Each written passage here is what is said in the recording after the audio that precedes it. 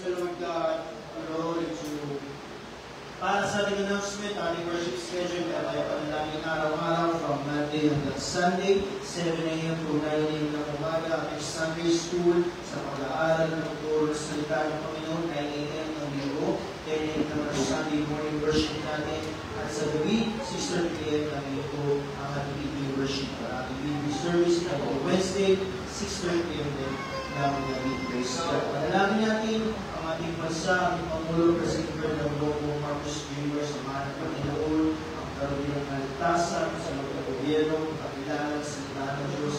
Dalangin natin ang paglalaan ng salita ng Panginoon. Hallelujah. Pray din natin ating mga leaders, international church leadership, Pastor Greg Mitchell, Pastor Jessica, Pastor Joe Campbell, sa ating natin, ating national leader, Pastor Boyd Zepida, sa ating mga regional leaders natin, Pastor Frank Ventura, Pastor Darren Tay, Pastor Inente, Pastor Charlie Cayas, Pastor Liesville, at ang ating mother church, Pastor Rico Denera. Tulad ng dalangin ng kalakasan, kasilahan, kalusulan ng ating mga pastor, kung naman ang nararamdaman na kasakinan, kaya pagalingan ng Panginoon, kung tayo pagalingan sa ating mga leaders. Panalangin din natin ating mga fellow paglaran, Dr. Churches, Pastor Herson Valbuena, Pastor Torres, Pastor Richard Isay, Pastor Vincent Taber, Pastor Marcelo Llano, Pastor Ron Tanyosa, Pastor General China, Pastor Samuel Paul, at ating mga missionary churches, all over the world, ang Dali, ang Puja, ang Bansang Taiwan, dalangin natin ang Bansang Israel, ang Pastor Pascua, Laos, Pastor Italia, ang mga kapatiran sa Vietnam, Pastor Ludaw, dalangin natin ang natutuloy ng Panginoon ng mga kailangan. Pwede natin ang mga kapelong paglaran ng graduate churches, Pastor Bentley David, Pastor John Ashares, Pastor Jess Pacho, sa atin ang bahay, at ang lugar ng Ministerial sa mga Panginoon. Pwede natin ang Upper Antipolo, ang Pastor, Pastor Luciana, in Sambayan, Spiritual Breakthrough, Financial Breakthrough, Salvation, Deliverance, Sulakin. Kailangan natin sa Jerusalem, sa Ligrote, transportation level ng ating church. Hallelujah. Pwede natin ang mga Chili, Healing Quest, Brother Quest, Garcia, Brother Baltaro, Pasio San Pedro, Sherry San Pedro, Dolores Agadulo, Pastor Topi, Sister Sherry, Lisa Lutan, Kamalimutan, ating mga mahal sa buhay. Dalangin natin, bigyan ng malakas ng Panginoon, kalimutan ng Panginoon, lakas ng loob, patuloy natin siya lang, ang mga mahal sa buhay, nakakilala sa ibalang ng Diyos. Hallelujah. Ang ating activities, ito pong darating na Sabado, ang ating impact sa Paliparan Cavite, July 5. Next week naman ang ating fellowship at ang ating Jubilee service sa Baclaran, July 26. At ang ibang activities natin. Hallelujah. Praise the Lord. At sa mga kalagdagan, mabalita, ang ating pastor ang magugulat. Okay, mga sa panalangin sa pa. Purihin palakpakan natin ang Diyos. As natin ang Panginoon. Hallelujah. Praise God. Glory to Jesus. We give the Lord the name. Glory, glory. Almighty God. Glory. Praise the Lord. God, you are holy, Lord. Hallelujah. Lord, dakilang Diyos, sa umaga ko, sa gabi ito kami lumalapit sa iyong banal na trono. Patuloy ko na kami magagawa, iwala ka sa aming dakilang Diyos. Lord, ang dalangin pa rin namin ay ang iyong kasama, ang iyong pagliligtas, at ang iyong mga katugunan sa aming mga panalangin dakilang Diyos. Ang aming bansa, patuloy namin humihingi ang kaayusan, ang kapayapaan, at ang malayang pamamaraan ng iyong salita, at ang pagliligtas pa ng maraming kaluluwa. Lord, ang dalangin pa rin namin dakilang Diyos, ang mga nabanggit sa unahan, iyon po kami ng pagpalain. Iyunas mong iyong mapagpalang kamay sa mga may karamdaman dakilang Diyos. Ang dalangin ko po, Panginoon, abutin mo po sila dakilang Diyos at kakimalaan.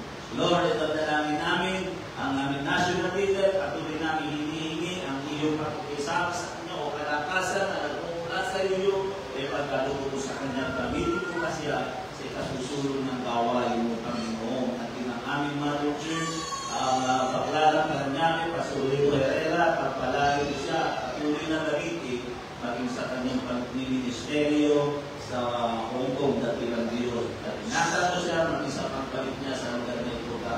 Maraming salamat sa iyong kabutihan. Magpalain mo ang gawin ito, dakilang Diyos, maraming salamat sa lahat ng bagay na ginagawa mo. Maraming salamat sa pangalan ni Jesus. Amen. Praise God. Hallelujah. So minsan pa, awitan natin ang Panginoon. I can deliver. Praise the Lord.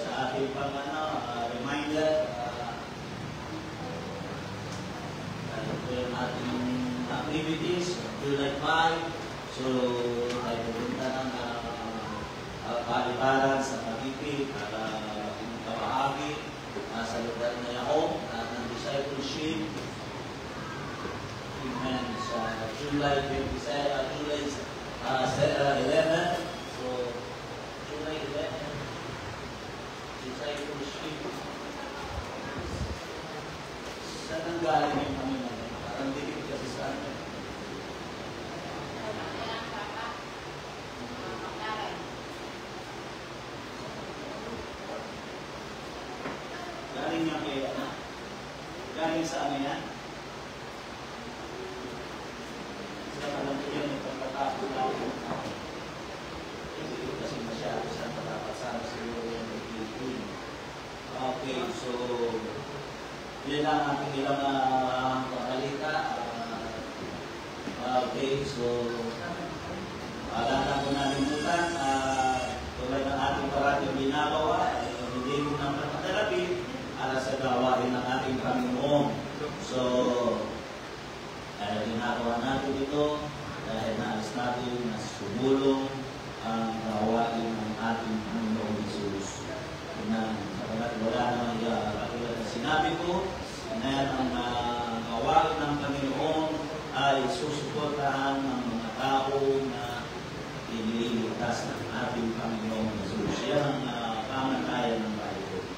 Yan ang ang kasulat sa salita ng ating Panginoon. Ang lahat na nagkaroon ng ugnayan sa ating Panginoon ay nagkaroon ng bahagi para sa gawain ng ating Panginoon Jesus. So hindi ko na ito pakahabarin. Tawagin ko si Michael para kayo pamunahan dito. Tayo ay manalangin sa Panginoon. Praise God. Hallelujah. Amen. Dakila tapat na Diyos, maraming salamat sa kabutihan mo. Pagpalayo mo ang iyong salita sa mga oras na ito. Pagpalayo mo ang pagligong namin ng iyong pananalapi para sa gawain mo. Pagpalayo mo ang iyong mga anak. Bless mo ang kanilang mga buhay, O God. Maraming salamat sa iyong kabutihan sa pangalan ni Jesus. Amen. Praise God. So, minsan pa, awitan natin ang Panginoon. I got my mind made up.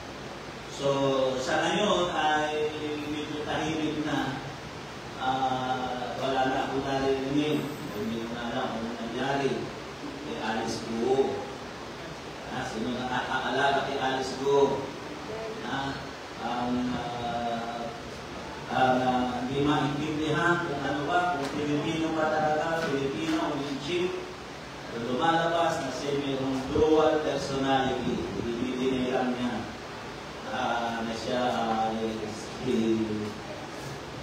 ako binanggit ko na anong pangalan, yung pangalan niya sa pagiging lumalabas na lahat ng kanyang katibayan, ang mga dokumento niya ay puro peke. Nagawa na niya tumakas, kaya lang siya nahuli. Sumunod siya sa ibang bansa at pinalit dito. Nagpa-picture sa mga FBI. So, sa ngayon, tahimik na. Hindi na natin alam kung ano ang nangyari sa kanya. Pero ang kanyang buhay ay ilang buhay din naging controversial, nag-viral dahil sa kanyang personality, sa kanyang kapanganakan. Kaya yung kapanganakan ito, napakahalaga niya. Naniwala kayo. Napakahalaga yung isang beses kang isilang dito sa ibabaw ng mundo na ating ginagawa. So, ayaw ko'y makibukas dahil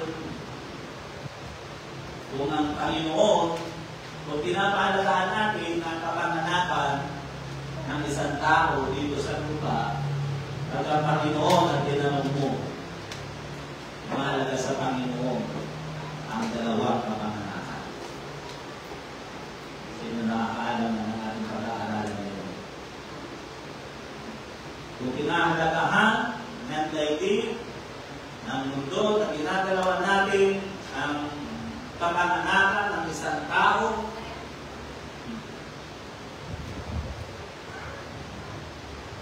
para sa Panginoon, mahalaga ang ikalawang kapanganakan.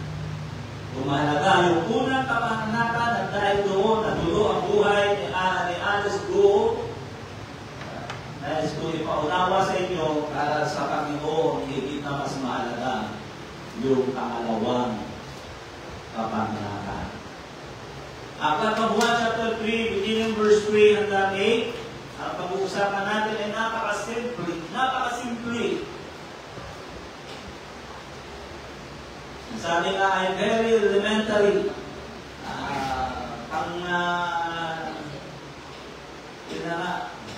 Common na common. Pero dapat doon mauuwa ang parinato dito. Sino nakakaunawa dito sa tungkol na sinabi ng Panginoon? You must be born again. Sino pwede makapagpaliwanag ng ibig sabihin ng kapanganakan ko? Meron ba? Makapagkita na tinanong kayo, ano ba ibig sabihin ng kapanganakan? Sabihin sa inyo, ano kayo? Ano bang religion nyo? Siyempre, nakulitan. Ano religion nyo? Sinabi mo born again? Yan! Hindi na tayo. Buti yun lang na sinabi. Ay paano kung sinabi sa iyo, ano bang ibig sabihin ng born again? Paliwanag mo nga sa akin. Kaya ba natin ipaliwanag? Baka sabihin mo, ipanganak na muli. Kaya kung ilulong mo, tinagalog mo lang eh.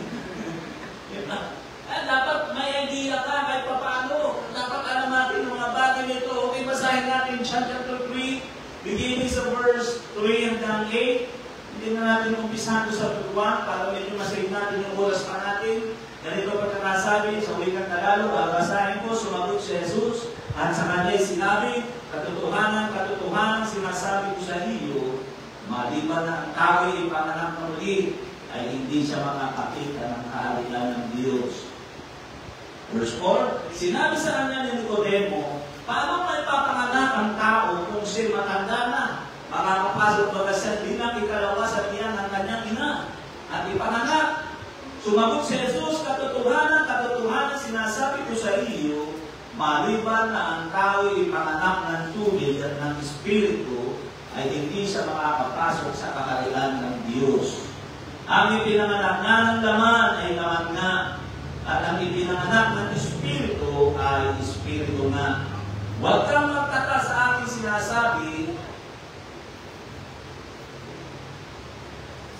sinasabi sa iyo, kinakailangan ng kayo'y ipanganak na muli. Umihip ang hangin kung saan niya ibig at narinig mo ang kanyang ugong, ngunit hindi mo nalalaman kung saan nanggagaling at kung saan naparoon. Gayon ang bawat ipinanganak ng Espiritu. Kaya panandali ang manalangin, datila at tapat ng Diyos. Maraming salamat sa iyong kabutihan at palalim mo ang iyong salita. Samahan mo po kami ng iyong banal na Espiritu, karunungan na nagmumula sa iyo, God. Maraming po salamat sa iyong kabutihan sa pangalan ni Jesus. Amen. Marami ang nag-aakala nangungusap pa rin pagpunto sa isang religion o title ng isang religion. Hindi nila alam kung ano ibig sabihin ito. Pero ba naman, ang pagkaunawa nila ay kailangan kang binyagan, kailangan yun daw yun. Kailangan ka daw bautismuhan. Yun daw yun, pakanganakan na tinuturo. Pero pag-aralan po natin ang ilang katotohanan sa oras nito, sa mula nito, birth. Birth is necessary in heaven. Sino po naniniwala doon?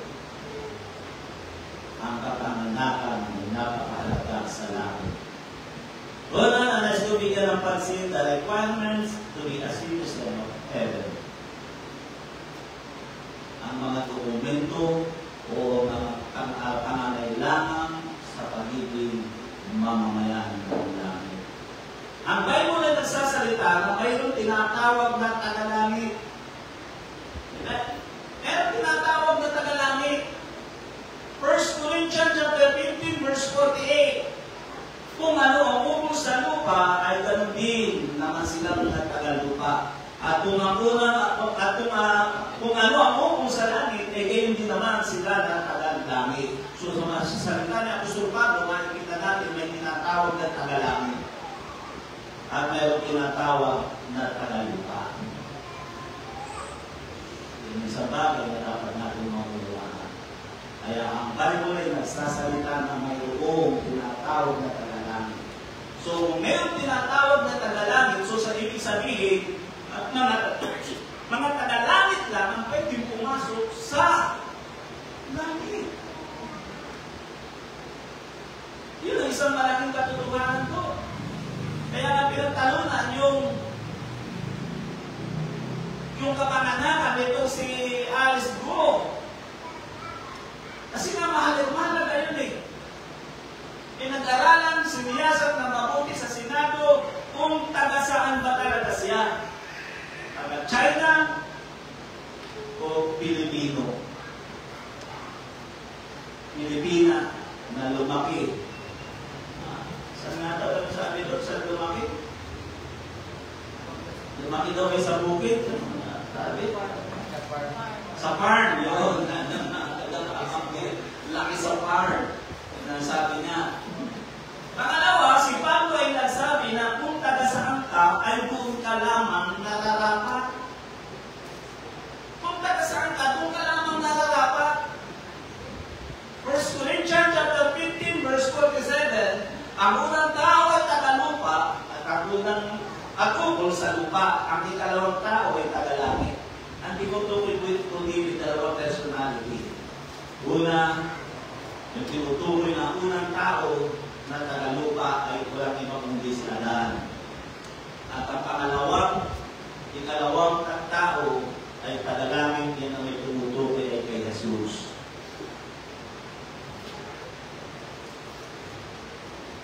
Ano sabi, ulitin ko, ang unang tao, 1 Corinthians 15:47, ang unang tao ay tagalupa, naumo sa lupa. Kaya pag ikaw ay tagalupa, dito ka lang talaga nararapat. So, natutuhan na kahit paano. Pag ikaw ay tagalupa, dito ka lang talaga dapat. Hindi ka po pwedeng pumasok sa langit. Kaya yun ang sinabi ng Panginoon, you must be born again. Yung unang kasi kapanganakan, panlupa yun. Kaya kung namumuhay ka sa unang mong kapanganakan, yung mamahalin mo ang mga bagay na kung saan ka isinilang, dahil tagalupa ka. Pero pwede mangyari na mayroong mga tao na isinisilang dito, pero hindi sila para dito. sila'y panglangit. Ibig sabihin ng Panginoon, you must be born again. Ang unang tao ay tagalupa, naunong sa lupa. Ang ikalawang tao ay tagalangit. Yung ikalawang tao na tinutukoy ay dito yung isinilang. Si Jesus, bagamat siya dito isinilang, siya hindi taga rito, at sabi ni Pablo, siya ay tagalangit. Yun ang dapat nating maranasan. Kaya sinabi ng Panginoon, you must be born again. Nang kami po ay nag-apply ng visa sa Guam, na dinay kami. Bagamat nagbayad kami ng maraming halaga, hindi pa rin kami pinapasok. So, ibig sabihin, dahil kami ay Filipino citizen, nararapat lang na kami ay sa Pilipinas. Wala. Hindi binigyan ng pansin. Hindi nga tinanong eh. Ayaw ba ninyo suportahan? May nga sinabi, hindi nga tinanong kung ayaw nyo ba suportahan. Ano gagawin nyo doon?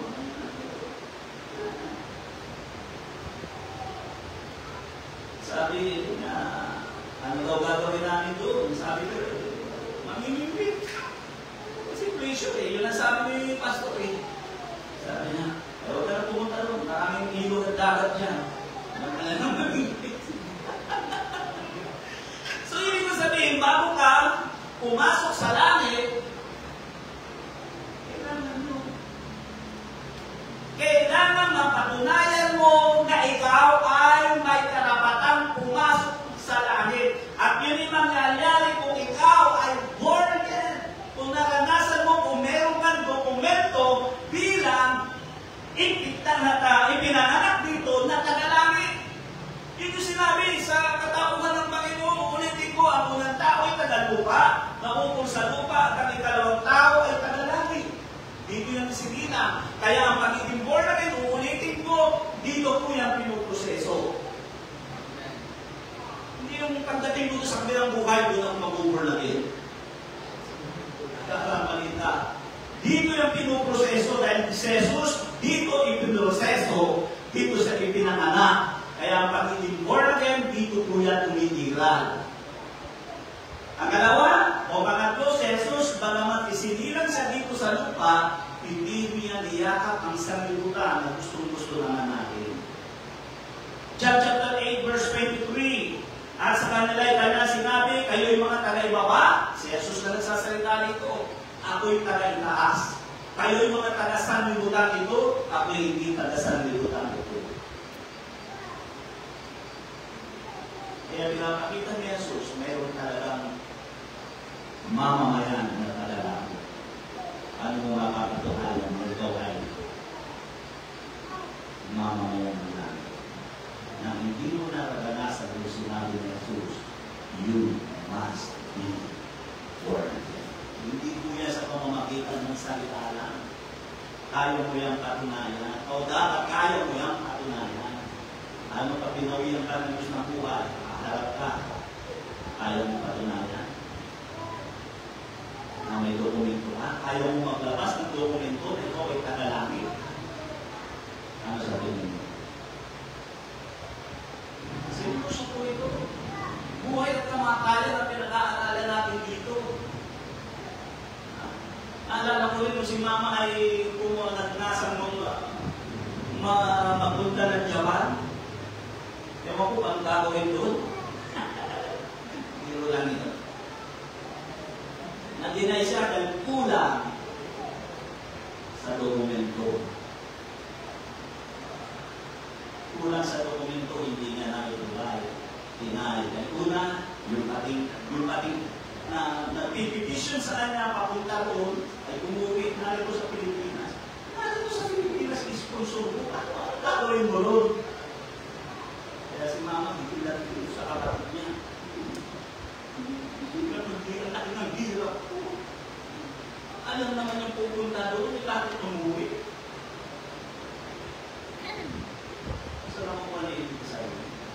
Ayaw pa magkakita ng doon na ikaw ay mayroong karapatan pumasok ng harap sapagkat ikaw ay hindi katasanguhan ito. At sinabi ni Jesus na mayroong mga tao na hindi taga John chapter 17 verse 14. Ibinibigay ko sa kanila ang iyong salita at pinapuputan sila ng sanlibutan sapagkat hindi sila taga-sanlibutan at tayo naman ay hindi taga-sanlibutan.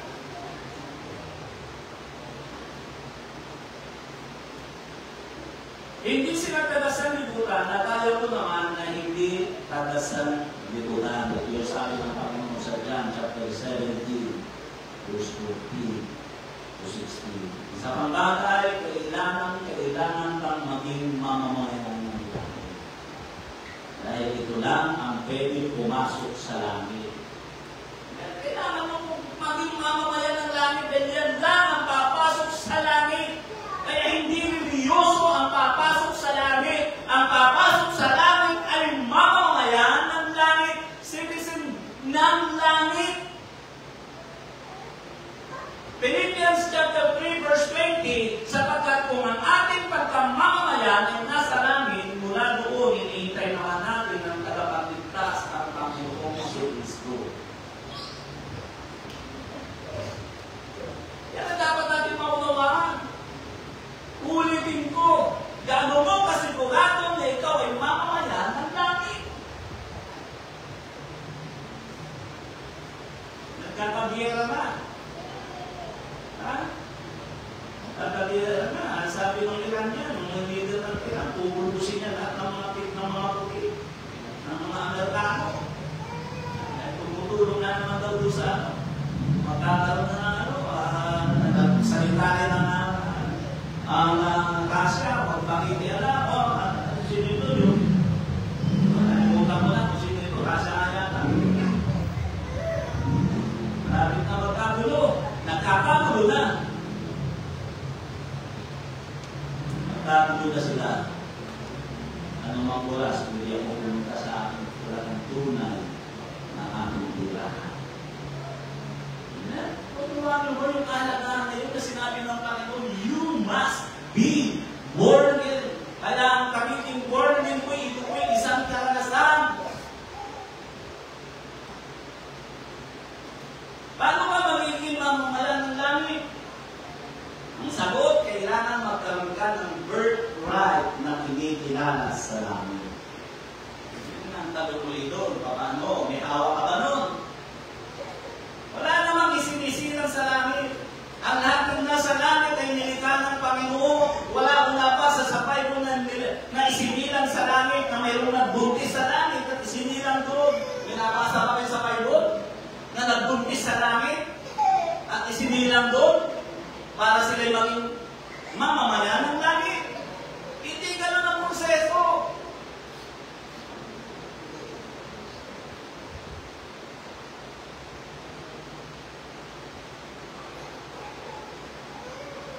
Kailangan kasi, amen, mapagpilay mo na ikaw ay mamamayan doon. Alam niyo si Manoy, kilala niyo si Manoy.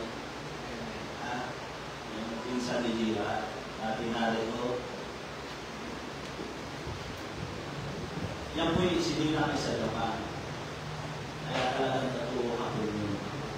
Kaya lang tinabayaan niya yung karapatan niya bilang isang ako. Kasi doon siya sinilang, pero ang totoo nung hindi siya ako. Doon lang siya sinilang.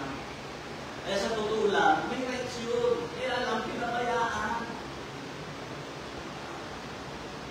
Yun yung hindi ko sabihin. Nakuha niyo ba yung ibig ko tukulis? Ang pagkamamamayan ng langit, hindi ito ipinoprocess sa luka, dito ay sisilang. Yun na nga yung sinabi yung kanina. Dito ipinoproseso yun. Wala pong isinisilang sa langit. Kaya kung dito, ayaw kong mamuhay bilang born-again, mukhang umasa na pupunta ng langit. Ang pagpunta ng langit, hindi ko kaswertihan. Okay, magising. Tatayos ng anak ko. Okay, magising. Okay, nasa langit, yung swerte ko. Pag ako'y nagising, nasa impyerno ko, ay malas ko. Pangahawakan mo yung gano'n. Doon ka na lang aasa sa ganong salita. Kaswertihan na lang. Dito, hindi mo proseso. Kaya dito mo dapat pinaasikaso yung karapatan mo bilang mamamayan ng langit. Ngayon pa lamang, pagtibayin mo na, asikasuhin mo na lahat, ay hindi mo alam kung ano, kung bukas di buhay ka pa. Kaya pagka mamamayan ng langit, eh, dito ipinaprocess sa lupa, dito ka dapat isilang. Kaya nga sinabi ng John chapter 3 verse 6, ano sabi, ang ipinanganak ng laman ay laman nga, at ang ipinanganak ng espiritu ay espiritu nga. So ibig sabihin, 2 beses ka talagang ipanganak. Huwag natin pagtalunan yung kapanganakan mo sa laman. Hindi natin pwede pagtalunan yan. Ano talaga ipinanganak ka, wala kang nangyari yan, dahil ipinanganak ka eh. At alam ko, meron kang may katibayan ka na, nasa PSA. Kaya ano sabi ng Panginoon, ang ipinanganak ng laman ay laman nga, ang ipinanganak ng espiritu ay espiritu nga, yun ang dapat mong gawin. Ang sabi ng Panginoon, John 3:3, sumagot si Jesus at sa kanya sinabi, katotohanan, sinasabi ko sa iyo, maliban na ang tao ipanganak na muli, ay hindi siya makakakita ng kaharian ng Diyos. Deny! Kita-kita na. Si Jesus ang mag-interview eh. Anong sabi nito? Ha? Kahit magbayad ka pa para sa bisa ng langit, magbayad ka ng good works, mabubuting gawa, magbayad ka ng kung ano-ano. At in-interview na ni Jesus.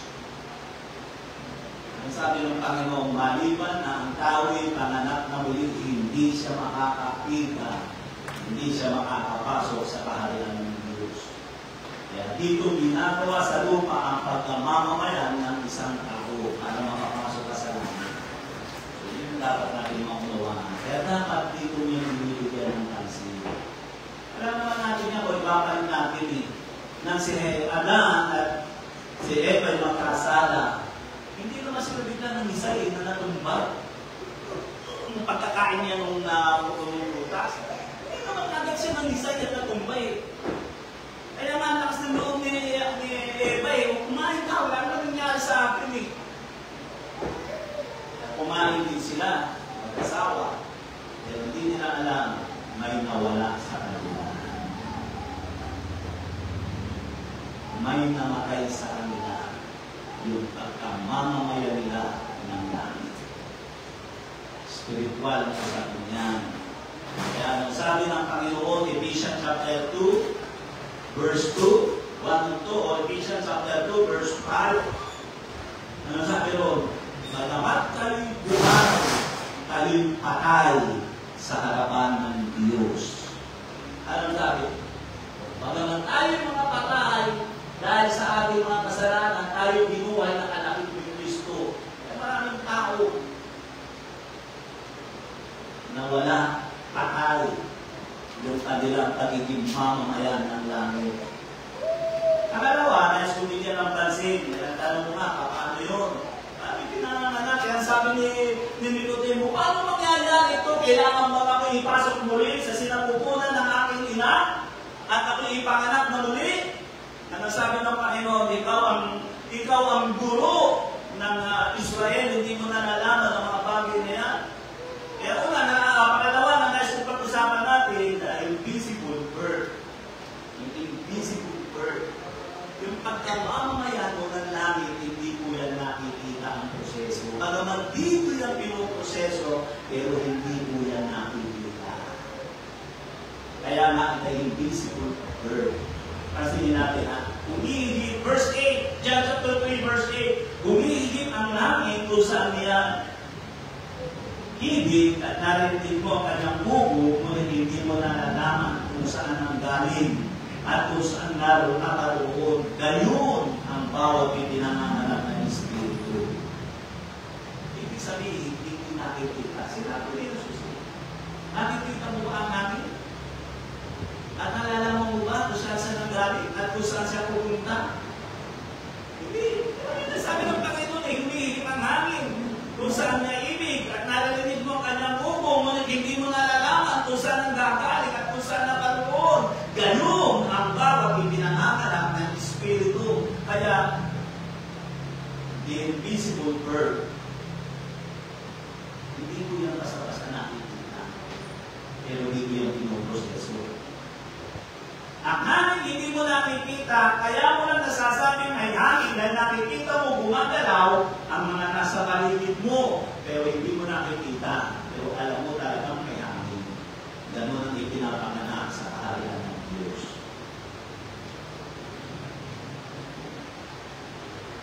Una, ang hindi nakikitang pagsilang, kaya lang nasasabi mong isinisilang ka dahil nakikita mo may nagaganap na hindi naman dating ginagawa ng isang tao na nakakaranas ng ipanganak sa kaharian ng Diyos.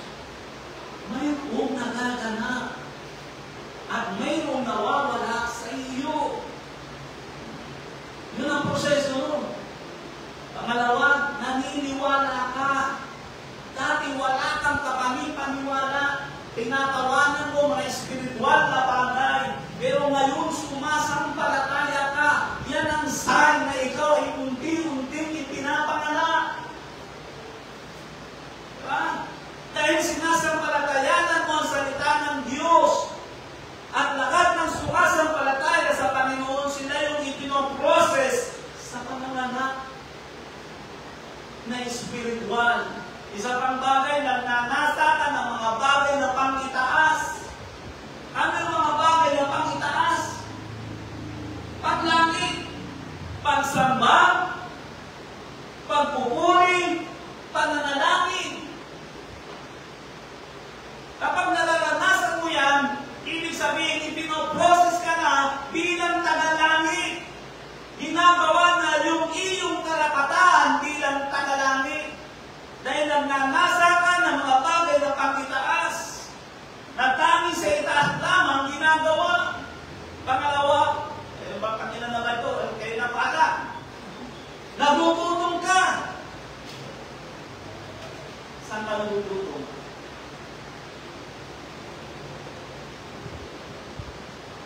Nagugutong ka. Kaya dumadalo ka sa church.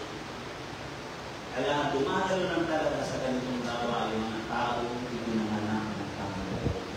Nagugutong ka, 1 Peter chapter 2 verse 2. Dahil ng mga sanggol na bagong panganak ay nasain ninyo ang gatas na walang daya na ukol sa Espiritu upang sa pamamagitan nito'y magsilagupalo sa ikaliligtas. Kaya nagnanasa tayo, ito ang gatas natin. Pinupuntahan natin tuwing Miyerkules, linggo ng umaga at linggo ng gabi. Yan ang pagkain natin. Gaano ka kadalas kumakain? Gaano kadalas mong pinakakain? Ang pagkamamamayan mo, ang pagkasilang mo bilang tagalano. Gaano kadalas? Tatanong dito, saan ka nagugutom? Saan ka nagugutom? Ano ang mga bagay na kinakain mo? Porno? Iyong umuusok? O iyong nakakahilong? Pagkain yan ng mga taga-sanlibutan. Pag diyan ka nagugutom, hindi ka pa nakakaranas isilang na muli. Ang tao, katulad na sinabi ko, sinabi ni Jesus, hindi mo makikita ang isang bagay na isinisilang sa kakayanan ng Diyos. Tulad ng hangin, hindi mo nakikita, pero alam mo na mayroong hangin. Ganon ang isinilang ang ipinanganak na muli. Hindi mo nakikita, pero nararamdaman mo may namulutong sa iyo at nagnanasa ka lagi nito. Lagi mo hinahanap ito, lagi ka namumutong dito. Para bang ikaw hinong-hino, hindi ka makatayo ng maayos kapag hindi mo ito nakakain. Kaya nga ang tanong ko, hindi nga nakikita ang hangin, pero ma-recognize mo siya dahil sa mga bagay na gumagalaw, dahil hindi nang isinisilang. Hindi mo nakikita, pero nakikita mo sa katauhan nila na sila isinisilang na muli dahil lagi silang gutom sa salita ng Diyos. Ha? Kaya yun ang gusto kong makita. yung naging gutom dito. Dahil yun ang patunay na sila ay ipinapanganak ng muli. Kaya kapag ang pinakakain mo, ang mas pinakakain mo, ang hinahanap mo lagi ay yung pagkain nito, porno, yung umuusok, nagtatak na maliboro, o kaya yung nakakahilo, ano man yung nakakahilo na yun, nakakain na yan, yun ay pagkain ng sanlibutan. Tanda na yan, hindi ka ba sinisilang sa spiritual. Diba? Sa pambagay, natanda, na makikita na isinista sa isang tao isinisilang, iba na ang iyong nakikita. Diba ang iyong nakikita? 2 Corinthians chapter 4, verse 18. Samantalang kami nagsisitingin hindi sa mga bagay na nakikita, kundi sa mga bagay na hindi na nakikita. Sapagkat ang mga bagay na nakikita ay may katapusan, na dapat ang mga bagay na hindi na nakikita ay walang hanggan. Ang nakasulat dito kadalasan hindi naman natin nakikita. Yung sinasabi, yung sinasampalatayanan natin, hindi natin yan nakikita. Pero yan ang gustong-gusto lagi natin na gagawin at pupuntahan. At isa sa kamuhayan ng tanda na ikaw ay isinilang. Kaya sinabi ng Panginoon, you must be born again. Eh, hindi ba pwedeng pumasok? Si Jesus na nagsabi.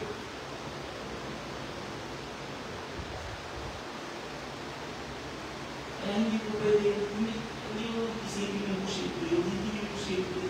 Dahil si Jesus dito sinilang. Pero siya kakailangan. Hindi niya ikailanman inibig ang mga bagay na panglupa. Dahil ano sabi niya dahil siya kakailangan.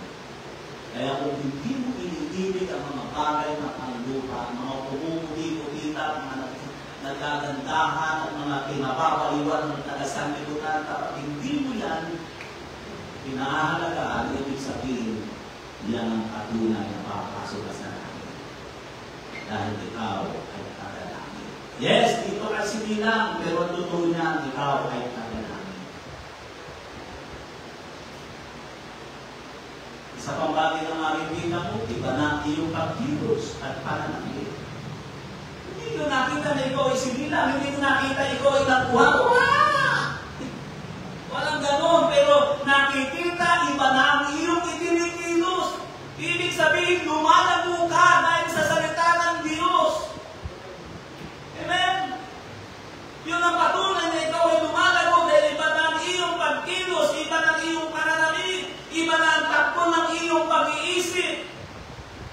At hindi na ikakailang mayroong nabubuhay at umiira na malaking pwersa sa buhay mo at nakaka-apekto ito sa ibang tao. Bakit? Dahil ipinanganak ka na ng muli. Eh, hindi po yung binyag. In-explain ng religion, binyag daw yun. Pagka binyagan ka, born again ka na. Pag daw nabautismuhan ka na, ayun, born again ka na. Hindi yun sa ganun. Pangalawa, pagkawaadlong, katotohanan, dito ako magtatapos. Ang katawang bukol sa langit. Pag-usapan natin ng katawang bukol sa langit. Kaya tandaan natin. Ang katawang bukol sa langit. 1 Corinthians chapter 15 verse 14. Ano sabi rito? 1 Corinthians chapter 15 verse 14. Mayroong naman katawang bukol sa langit at mayroong katawang bukol sa lupa. Mayroong katawang bukol sa langit. Kaya dapat isilang yun, ang katawan na yun na bukol sa langit. At mga katawang bukol sa lupa. Yung mga katawang bukol sa lupa, magnanasa yun ng mga bagay na panglupa. Na dapat iba ang kalwalatian ng bukol sa langit at iba ang bukol sa lupa. Ang tanong, alin ang gusto mo alamin? Yung katawang ang langit o yung katawang ang lupa?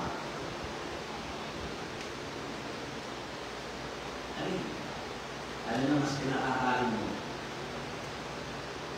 Yung katawang panlupa, na utang mo sa magulang mo, o yung katawang panlangit, na utang mo ito sa salita ng Diyos.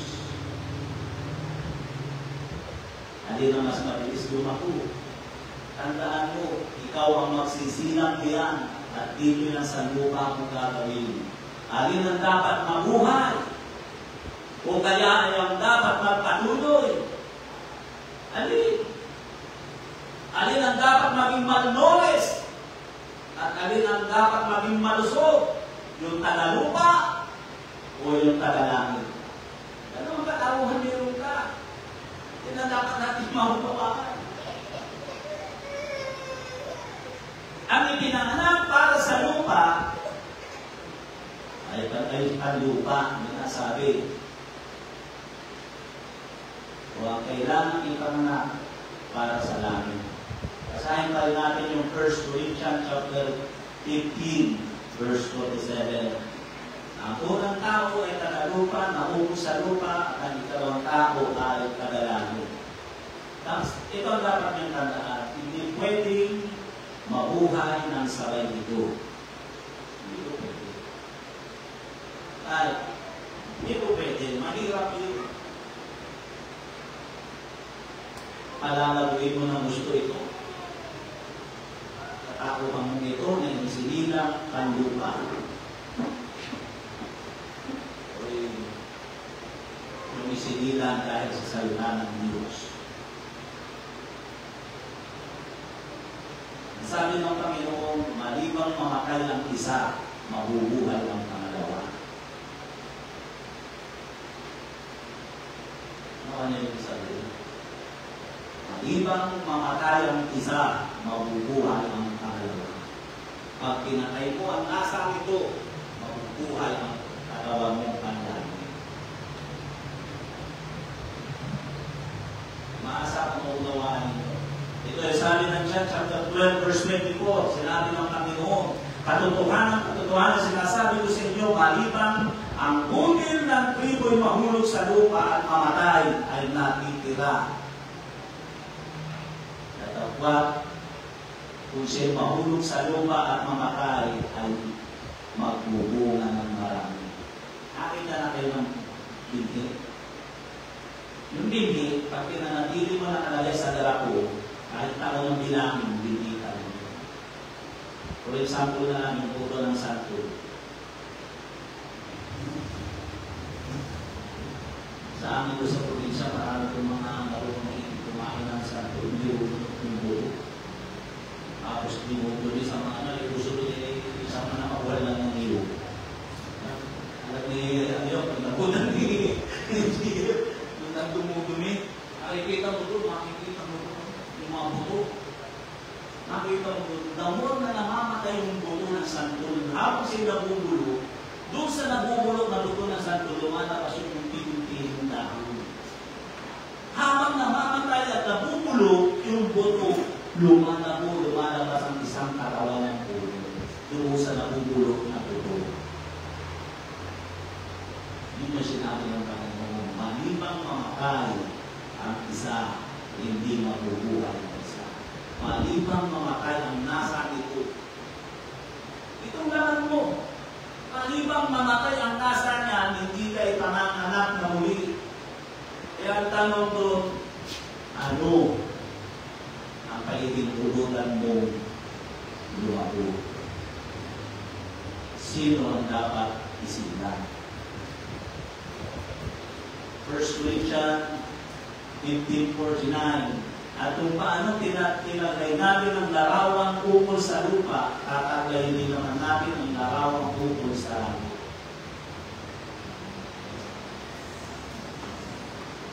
First John, ito pa isang bagay kung bakit kailangan tayo ipanganak na muli.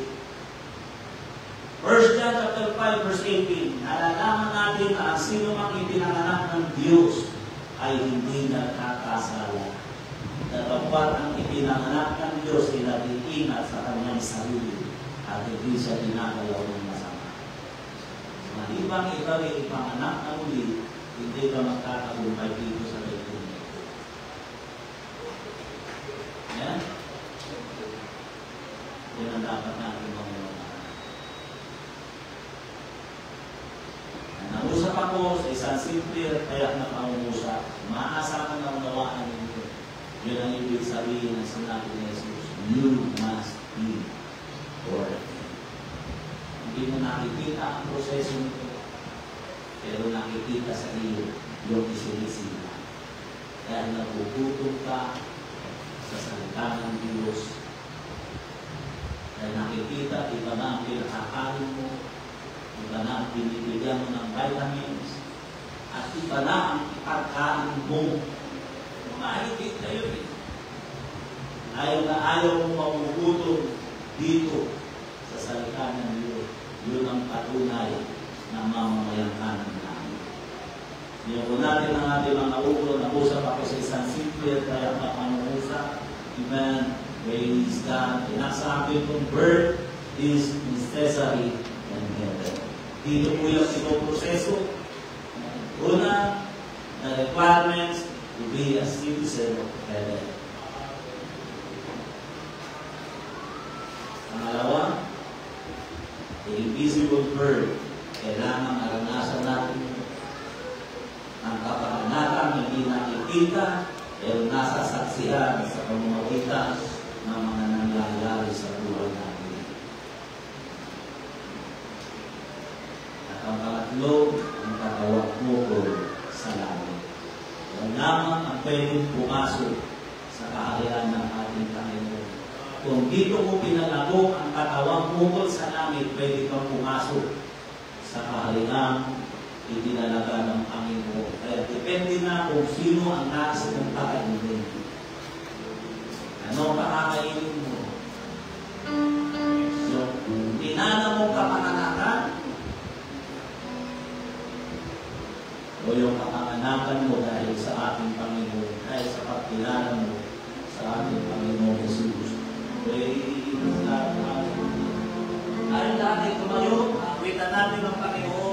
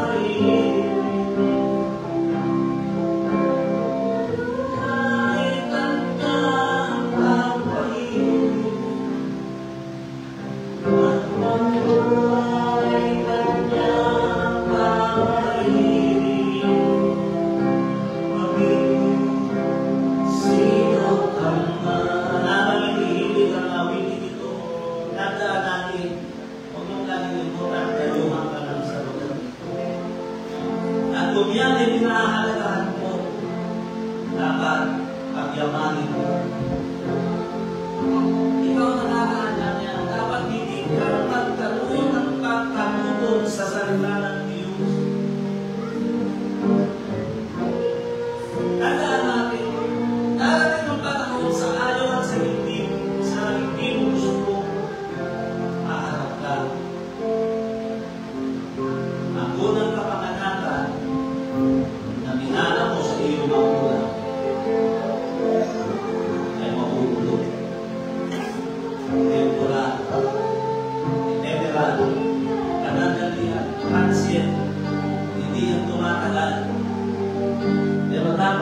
tingnan natin.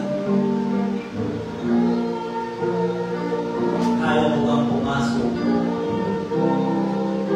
sa kaharian ng Panginoong Diyos? Tatanggapin ka ba? Alam nyo, dahil dumating nyo, kami binigyan ng panahon, pagkakataon ni Pastor Glenma, binigyan kami ng pananalabi para kumuha ng visa. In-schedule yun, April, ito na magandang 15. O kung ano man yun. Alam nyo, habang dumarating yung panahon na yun, buwan ng Marso, muna, in-introduce na makakapasok kaya. Pagdating ng buwan ng April 1, ang pamagapangan natin dito ako na makapasok kaya kami, makakapasok kaya kami. Yun ang ibig ko sabihin. Darating ang panahon. Makakapasok kayo. Pero yun na yung pinasal. Itinatara sa tatawang mga kayo ng isa. Pagkatapos yung panahon. Pagdating ng appointed time na yung ng tanong mo, papasok ka na yan. Magmamaterial kaya yung ginawa namin dito. Magmamaterial kaya yung mga salita ng Diyos na napakinggan namin sa bawat gawain. Kung mag-a-appear tayo sa kakaunan natin yung ating pagiging naman, pagbubuhay natin sa laman, yun ang ibig ko sabihin.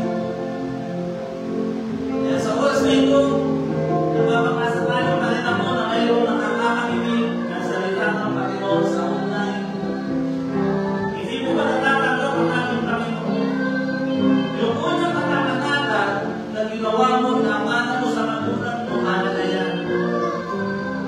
Pero dapat mong mangunawaan, hindi ka kalalito.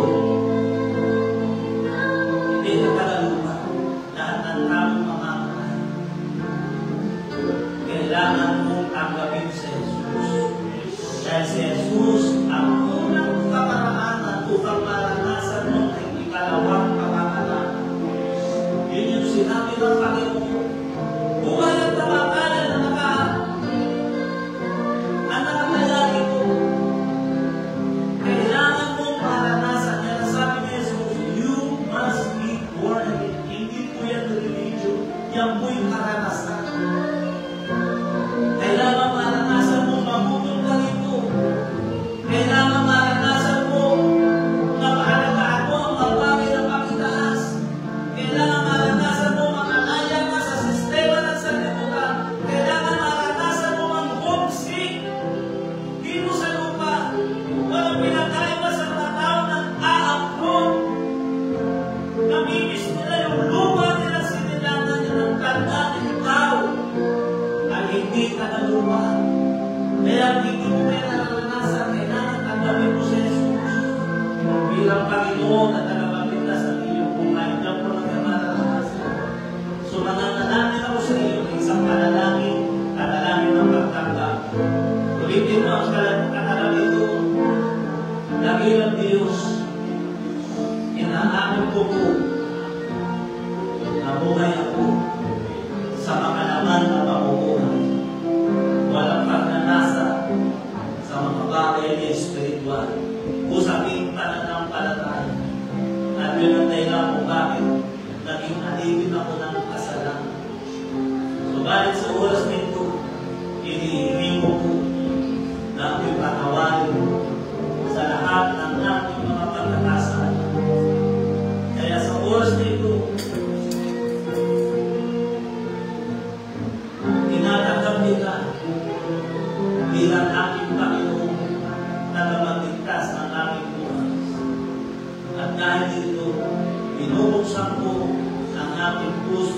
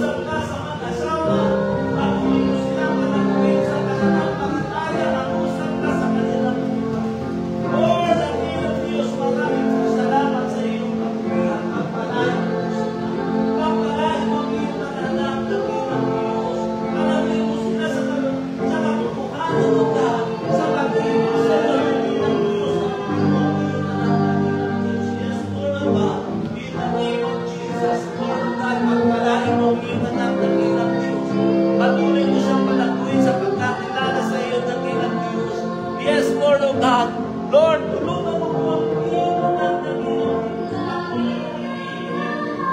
Preso na ang kanta, maranasan na. Maranasan na ang tunay na pagkakataon ng Diyos. Lord, ang katapusan ka sa mga. Yes, Lord, thank you, Jesus. Nilatry natin po mga kawagitan natin ng Panginoon.